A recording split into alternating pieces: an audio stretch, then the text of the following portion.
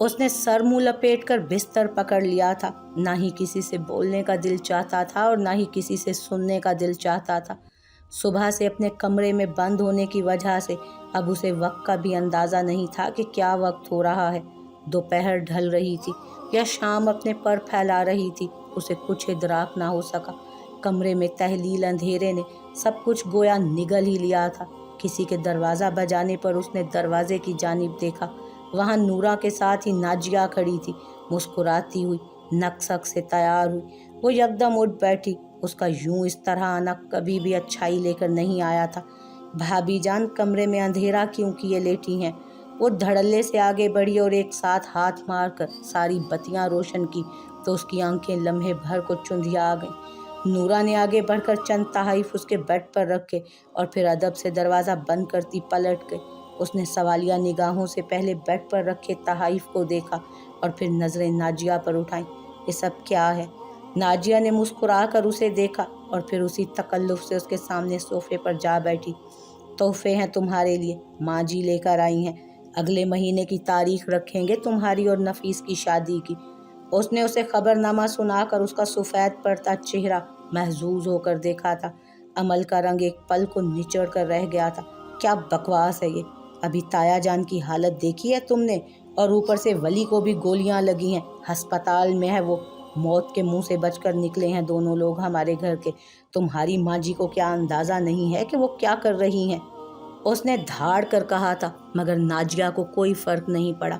वो वैसे ही मुस्कुराती नज़रों से उसकी बिखरती शख्सियत को देख रही थी। फिर ज़रा आगे होकर बैठी, उसकी आंखों में झांकती। क्या तुम्हें याद है अमल, जब अरशद भाजी को ज़मीनी मसले में गोलियां लगी थीं, तब हम और हमारा पूरा ख़ानदान, पूरी हवेली एक तबाहकुन सूरत हाल तक पहुंच गई थी। हम सब जिंदा होते हुए भी मर गए थे, लेकिन किसी ने भी हमारी परवाह नहीं की। निगार ताई ने उन्हीं दिनों हाशिम की शादी रख दी थी। कितने लोगों ने उन्हें समझाने की कोशिश की कि ख़ानदान में एक बहुत बड़ा गम आया है, आपको अभी किसी किस्म की दावतों से परहेज़ करना चाहिए। जानती हो क्या जवाब दिया था उन्होंने? वो एक पल को मुस्कुराई थी। अमल दम साधे उसे देख रही थी। उन्होंने कहा था कि अरशद को गोलियां उन्होंने तो नहीं मरवाई ना, और ना ही ये उनका मसला है। ये तो अरशद ही का किया धरा होगा ना कोई, जो यूं उसके सामने आ गया। हम भी कुछ गलत नहीं कर रहे अमल। हुसैन ताया को इस हालत तक हमने थोड़ी पहुंचाया है। यकीनन उनका किया धरा होगा कोई, जो उनके सामने इस तरह से आ गया है। मजबूती से खड़ी हवेलियों की बुनियादें अंदर से दीमक ज़दा थीं। कौन थे वो लोग जो कहा करते थे कि हवेलियों, कोठियों और बंगलों में रहने वाले ऐश किया करते हैं? उन्हें कोई बताए कि अंदर पलती जहरीली सियासतें हर एक ज़िंदगी को सूली पर चढ़ा रही होती हैं। अमल की झिलमिलाती आंखें बरस पड़ी थीं। कैसे जानवरों के दरमियान रह रही थी वो। यहाँ कोई किसी का नहीं था। हर एक बस घात लगाए बैठा था कि कब अगला चूके और हम उसे धर लें। ये इंसानों की बस्ती तो नहीं लगती थी, ये तो जानवरों की बस्ती का कानून था। उसका एकदम से दम घुटने लगा। अब हमारा वक्त है अमल। हम भी नफीस की शादी करके दिखाएंगे उन्हें, और साथ ही ज़िंदगी का एक सबक भी देंगे उन्हें कि दुख दुख होता है। उसके पीछे चलती वजूहात की बिना पर आसपास के लोगों को तकलीफ़ नहीं देते, और जो ऐसा करते हैं वो एक दिन भुगतते भी तो हैं ना। आराम से कहकर वो पीछे होकर बैठी। ये बहुत बड़ा जुल्म होगा नाजिया, तुम अपनी माँ जी को समझाओ, ऐसा ना करें। अभी ताया और उनके घर वाले बहुत बड़े गम के ज़ेरे असर हैं। अभी ये सब करना इंसानियत के दर्जे से गिरने वाली बात है। प्लीज़ नाजिया, अर्जुमन ताई को समझाओ। कुछ वक्त गुजर जाए फिर हो जाएगी, शादी का क्या है। उसने उससे इल्तजा की। वो इस सब पर खामोश नहीं रह सकती थी। ये बहुत गिरी हुई हरकत थी, इंतहाई घटिया और नीच। ऐसे वक्त में वो दुल्हन बनकर नहीं बैठ सकती थी, हरगिज़ नहीं। ये जुल्म नहीं है अमल, ये जुल्म का बदला है। हम भी इसी तरह टूटी बिखरी हालतों में थे जब उनके यहाँ आती शहनाइयों की आवाज़ हमारे दिल काट जाया करती थी, मगर किसी को परवाह नहीं थी। अब हमारा वक्त है। तुम ये कपड़े देख लो, माँ जी ने भिजवाए हैं, और ख़ुद को ज़हनी तौर पर तैयार भी कर लो, क्योंकि तुम्हारी शादी अगले महीने ही होगी। आखिरी लफ्ज़ों पर ज़ोर देकर कहती वो उठी और सख्त सा चेहरा लिए बाहर की जानिब बढ़ गई। दरवाज़ा अध खुला था। उसे नीचे लाउंज में होती बातों की आवाज़ें आ रही थी।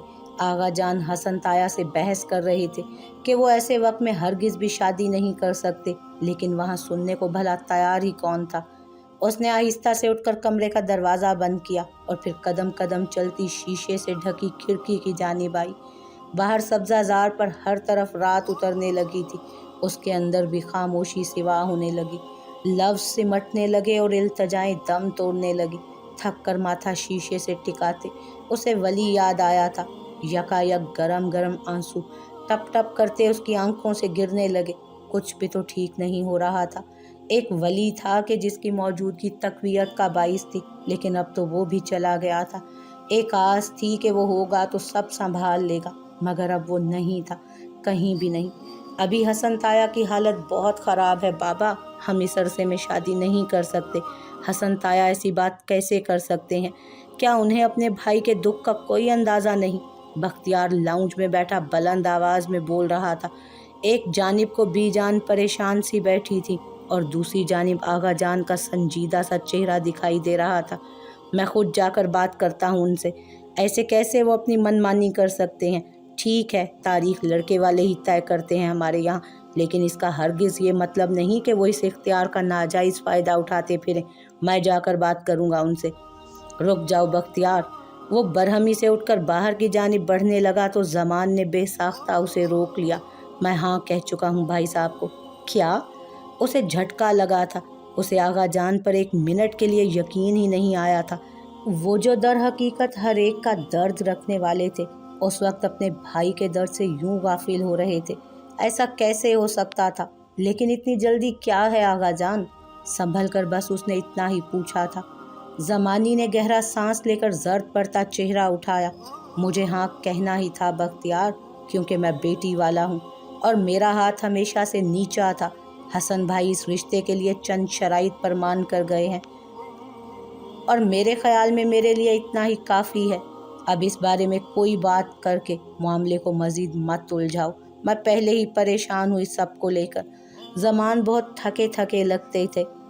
एक जानिब कारोबार था कि जिसकी खबर तक ना होती थी उन्हें वली की मौजूदगी में, लेकिन अब उन्होंने सर सोफ़े की पुश्त से टिकाया।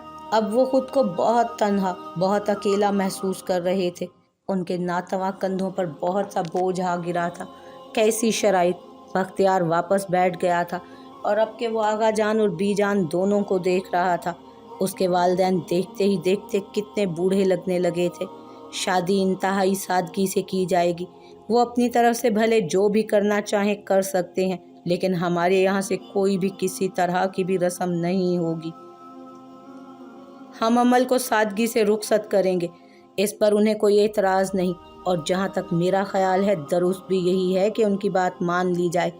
अर्जुमन भाभी का बनता बिगड़ता मिजाज किसी की समझ में नहीं आ सकता। खामखा किसी इंतहाई फैसले से बेहतर है कि बात तरीके के साथ बन जाए। उन्होंने कहकर एक लंबा सा सांस लिया था। दरवाजे के पीछे से सुनती शाजिया के दिल पर हाथ पड़ा। आज उसका बाप चारपाई पर आ गया था, मगर यहाँ तो किसी को कोई फिक्र ही नहीं। सब अपने ही चक्रों में लगे हुए थे। किसी को उसके बाप का दुख नहीं था। मुझे समझ नहीं आ रहा कि आखिर इतनी जल्दी किस बात की है। उनकी सारी बातें सुनने के बाद भी बख्तियार बेसकून ही था। आगा जान ने एक निगाह उठाकर उसे देखा।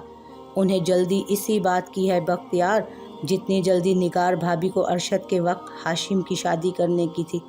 दरवाजे के पीछे खड़ी शाजिया का चेहरा एक लम्हे को सफ़ेद पड़ा था। इसमें हम कसूरवार नहीं थे।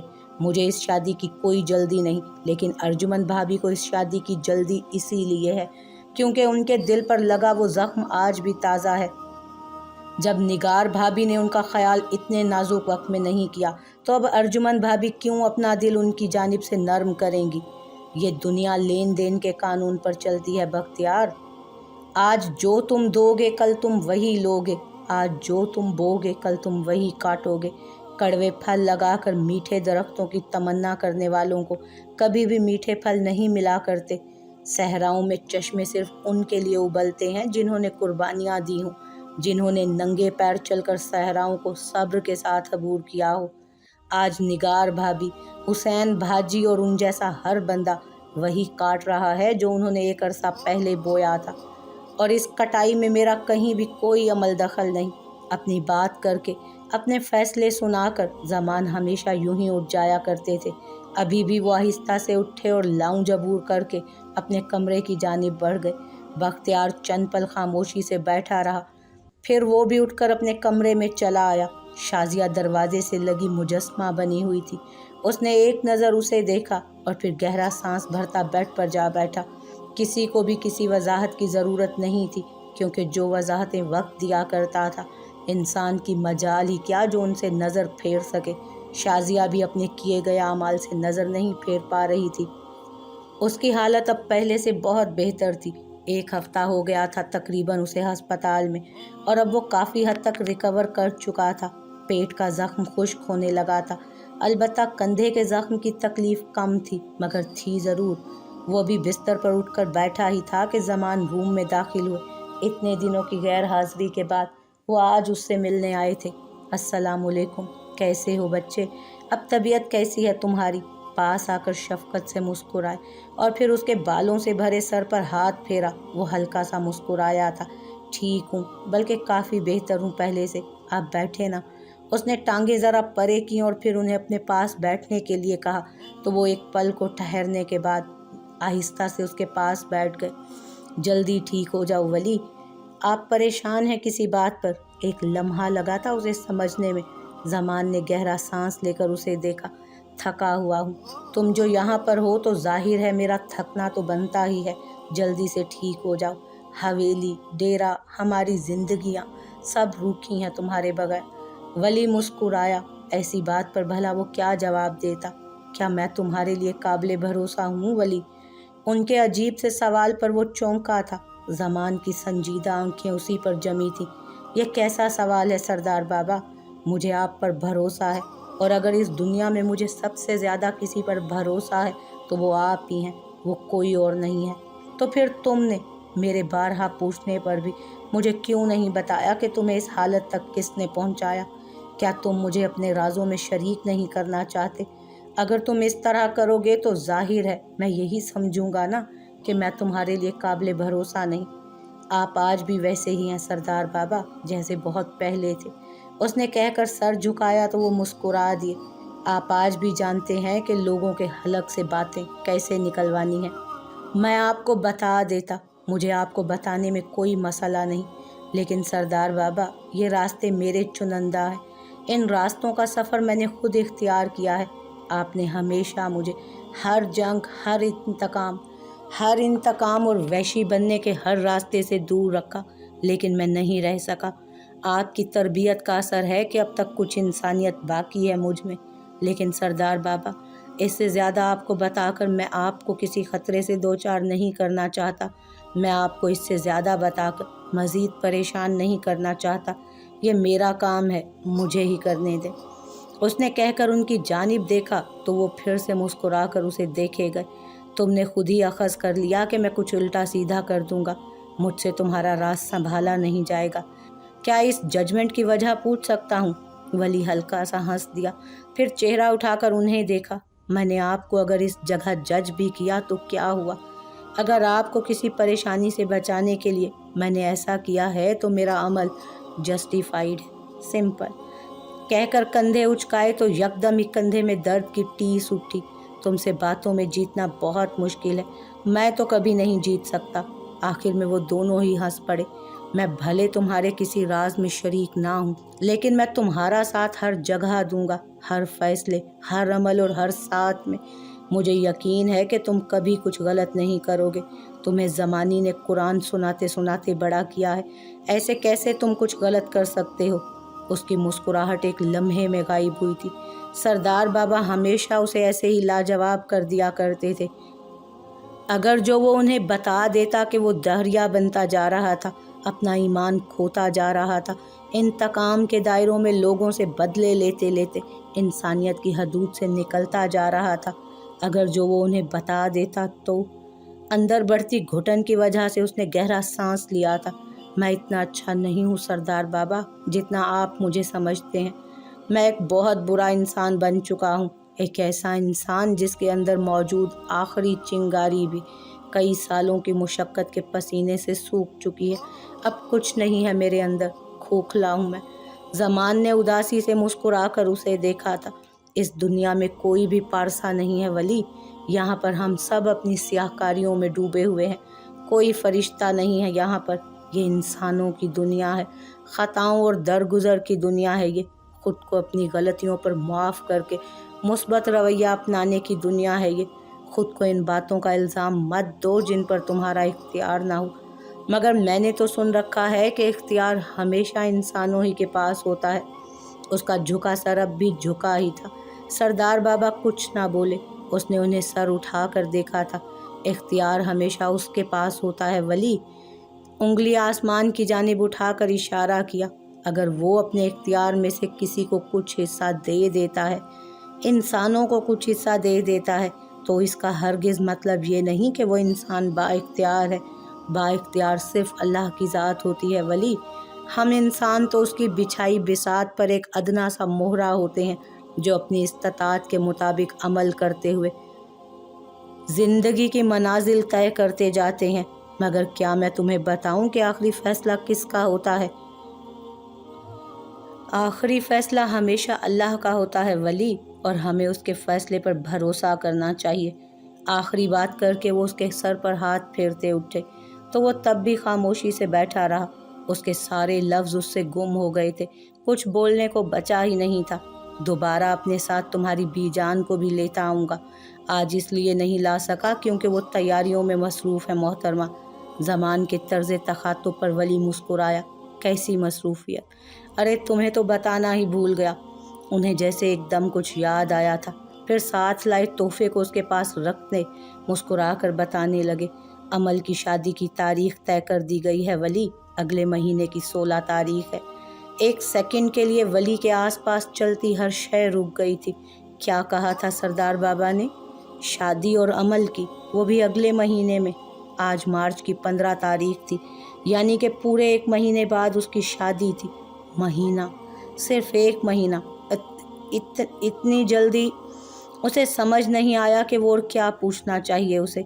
बस लड़की वाले तो तारीख नहीं रखते ना, सो अब ये उनकी मर्ज़ी है कि जल्दी रखें या फिर देर से। इस मामले में हमें तो सिर्फ हामी ही भरनी होती है। खैर, जल्दी से ठीक हो जाओ और इस बूढ़े बाप की मदद करो इस शादी को निपटाने में। सब कुछ अकेले करना मेरे बस से बाहर है। आप फिक्र मत करें, मैं एक दफ़ा डिस्चार्ज हो जाऊं, जल्द ही आपका हाथ बटाऊंगा। वली आपको कभी तन्हा नहीं करेगा सरदार बाबा। अंदर मचे तूफ़ान के बरक्स उसने बेहद सुकून से कहा, तो ज़मान आसूदगी से पलट गए।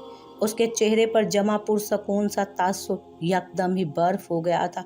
आंखें ज़ब्त से सुर्ख पड़ने लगी थीं और रूह गोया उसके जिस्म से कोई सींच रहा था।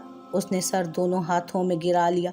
उसे अपने हाथों से किसी और को सौंपना बहुत मुश्किल, बहुत तकलीफ़ दे था।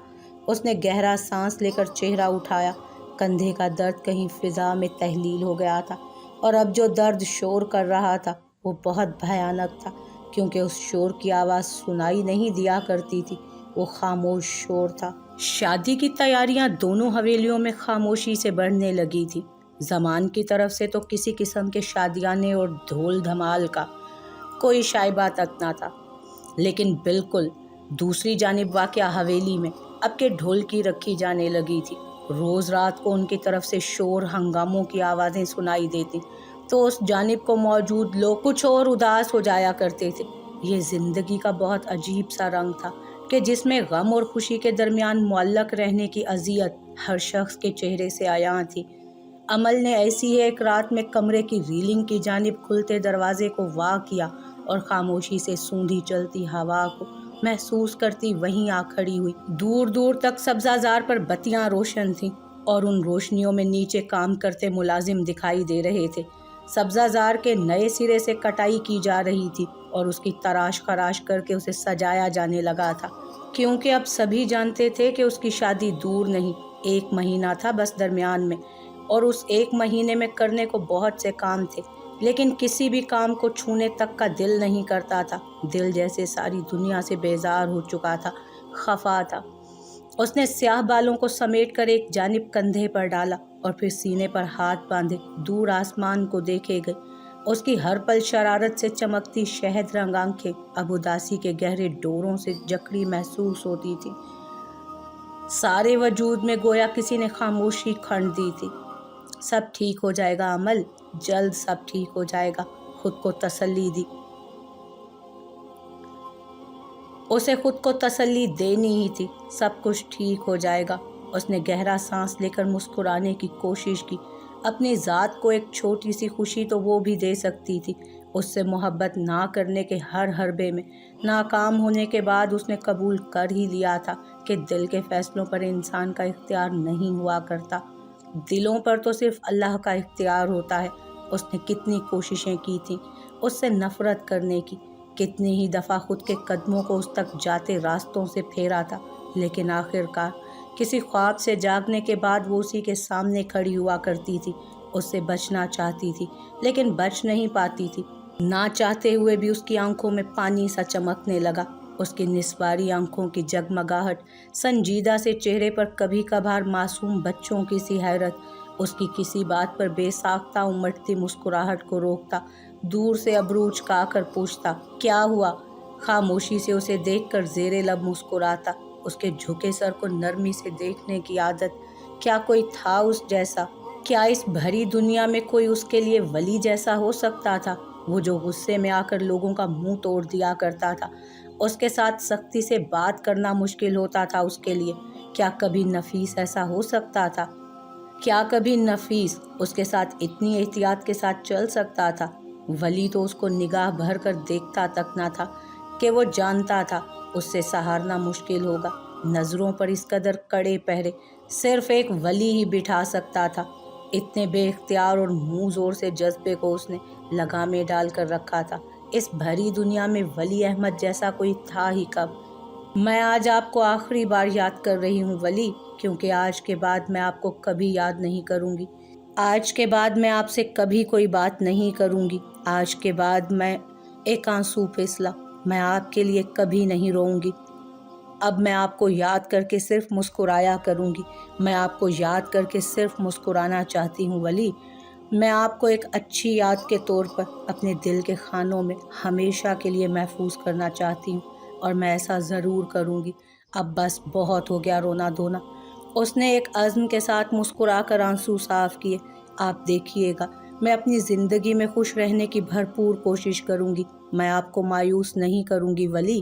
آپ نے کہا تھا نا کہ میں اچھی بچی ہوں، میں بہت اچھی بن کر رہوں گی۔ اب بہت رو لیا سب نے، اب بس، اب میں نہیں روؤں گی۔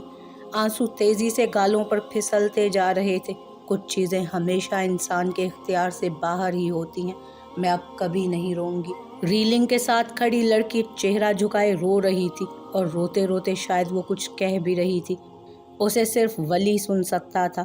وہ نہ بھی کچھ بولتی تب بھی وہ اسے سن لیا کرتا تھا۔ شاید اب بھی وہ کہیں اسے سن رہا ہو، شاید اب بھی۔ ہوا سے اس کے بال ایک جانب کو اڑ رہے تھے، اور گردن میں لڑھکتے آنسو اسی شدت کے ساتھ اسے بھگوتے اس پر چڑھی اداسی کو سمیٹ رہے تھے۔ ایک آنسو ہی تو تھے اس دنیا کی سب سے شفاف حقیقت، باقی سب تو دھول تھا، گرد سے رٹا ہوا۔